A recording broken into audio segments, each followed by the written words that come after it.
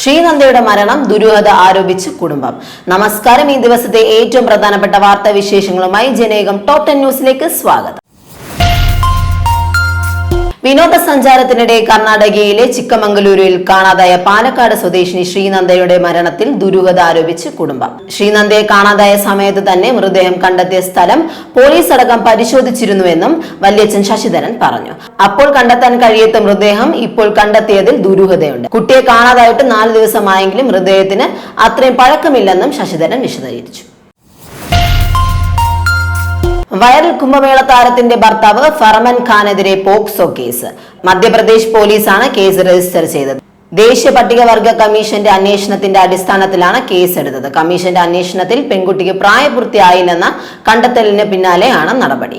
പെൺകുട്ടി ജനിച്ചത് 2009 ഡിസംബർ 30-നാണ്. വിവാഹ സമയത്ത് പെൺകുട്ടിക്ക് പ്രായം 16 മാത്രമായിരുന്നു. അതേസമയം കേരളത്തിലെയും മധ്യപ്രദേശിലെയും DGPമാർക്ക് ഡൽഹിയിൽ ഹാജരാകാൻ കമ്മീഷൻ നിർദ്ദേശം നൽകി. ഏപ്രിൽ 22-ന് ഹാജരാകണം. വിവാഹത്തിന് വ്യാജ ജനന സർട്ടിഫിക്കറ്റ് നിർമ്മിച്ചെന്നും കമ്മീഷൻ പറഞ്ഞു.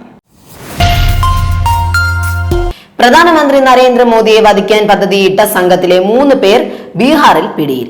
രഹസ്യ വിവരത്തിന്റെ അടിസ്ഥാനത്തിൽ പോലീസ് നടത്തിയ നീക്കത്തിലാണ് പ്രതികൾ പിടിയിലായത്. ബക്സർ ജില്ലയിലെ സിമ്രി പ്രദേശത്ത് നടത്തിയ റെയ്ഡിൽ കേസിലെ പ്രധാന പ്രതി അമൻ തിവാരി പിടിയിലായി. ഇയാളെ ചോദ്യം ചെയ്തതോടെ മറ്റ് 2 പ്രതികളുടെ വിവരങ്ങൾ ലഭിക്കുകയും അറസ്റ്റിലേക്ക് നീങ്ങുകയുമായിരുന്നു. കേസിൽ കൂടുതൽ ആളുകൾ ഉൾപ്പെട്ടിട്ടുണ്ടെന്ന് അന്വേഷിക്കുകയാണെന്നും പോലീസ് പറഞ്ഞു.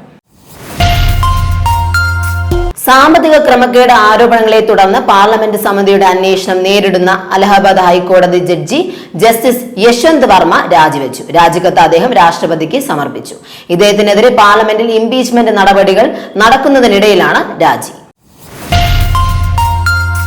ലൈംഗിക അതിക്രമ കേസിൽ ജയിലിൽ കഴിയുന്ന സംവിധായകൻ രഞ്ജിത്തിന് ജാമ്യം. എറണാകുളം ഫസ്റ്റ് ക്ലാസ് മജിസ്ട്രേറ്റ് കോടതിയാണ് രഞ്ജിത്തിന് ഉപാധികളോടെ ജാമ്യം അനുവദിച്ചത്.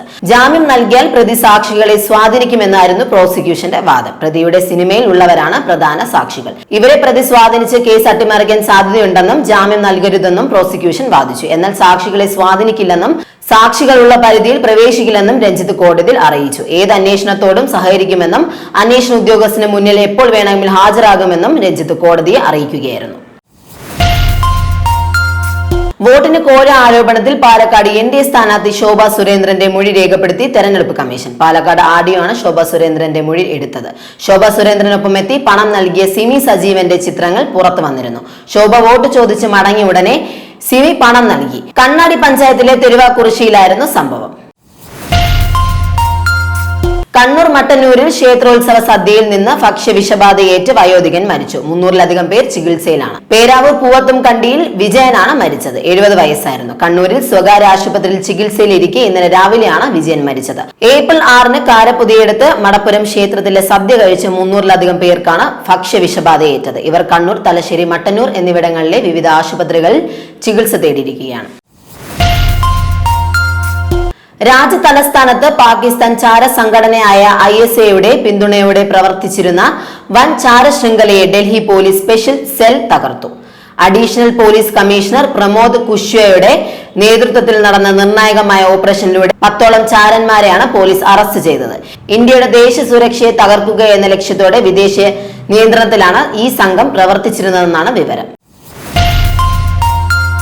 പത്തനാപുരം പൂവാത്തിക്കണ്ടിയിൽ ഫസൽ റഹ്മാൻ എന്ന ബാപ്പുവിന്റെ തൊഴുത്തിന് തീപിടിച്ച് 3 കാളകൾക്ക് ദാരുണാന്ത്യം. കാളപ്പൂട്ട് മത്സരങ്ങൾക്കായി പ്രത്യേകം വളർത്തിക്കൊണ്ടുവന്ന കാളകളാണ് അപകടത്തിൽപ്പെട്ടത്. തീപിടുത്തത്തിൽ തൊഴുത്ത് പൂർണ്ണമായും കത്തി നശിക്കുകയും കാളകൾക്ക് പുറത്തു കടക്കാൻ കഴിയാത്ത വിധം തീ പടരുകയുമായിരുന്നു. തീ പടരുന്നത് ശ്രദ്ധയിൽപ്പെട്ട ഉടൻ തന്നെ നാട്ടുകാർ രക്ഷാപ്രവർത്തനത്തിന് എത്തിയെങ്കിലും തീ നിയന്ത്രണ വിധേയമാക്കാൻ സാധിച്ചില്ല.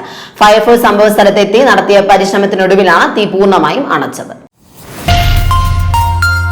ഹോർമൂസ് കടലിടുക്കിൽ US സൈന്യത്തിന്റെ കൈവശമുള്ള ഏറ്റവും വിലയേറിയ ഡ്രോണുകളിൽ ഒന്ന് അപ്രത്യക്ഷമായതായി റിപ്പോർട്ട്. MQ-4C ട്രൈറ്റൻ നിരീക്ഷണ ഡ്രോൺ ആണ് അപ്രത്യക്ഷമായത്. US-ഉം ഇറാനും വെടിനിർത്തലിന് ധാരണയായതിനു പിന്നാലെയാണ് ഇത് സംഭവിച്ചത്. ഫ്ലൈറ്റ് റഡാർ 24-ൽ നിന്നുള്ള ഫ്ലൈറ്റ് ട്രാക്കിംഗ് ഡേറ്റ അനുസരിച്ച് ഇറാനെ ലക്ഷ്യമാക്കി ചെറുതായി തിരിഞ്ഞ് വേഗത്തിൽ താഴേക്ക് പതിക്കുന്നതിന് മുമ്പ് ഡ്രോൺ ഒരു സാധാരണ അടിയന്തര സിഗ്നലായ കോഡ് 7700 പ്രക്ഷേപണം ചെയ്തിരുന്നു. അതിനുശേഷം ട്രാക്കിംഗ് സ്ക്രീനുകളിൽ നിന്ന് പൂർണ്ണമായും അപ്രത്യക്ഷമാവുകയായിരുന്നു. ജനേകം ടോപ് 10 ന്യൂസിലൂടെ വീണ്ടും കാണാം. കൂടുതൽ വാർത്തകൾക്കും വിശേഷങ്ങൾക്കുമായി ജനേകത്തിന്റെ വെബ്സൈറ്റ്, YouTube ചാനലുകൾ സന്ദർശിക്കുക.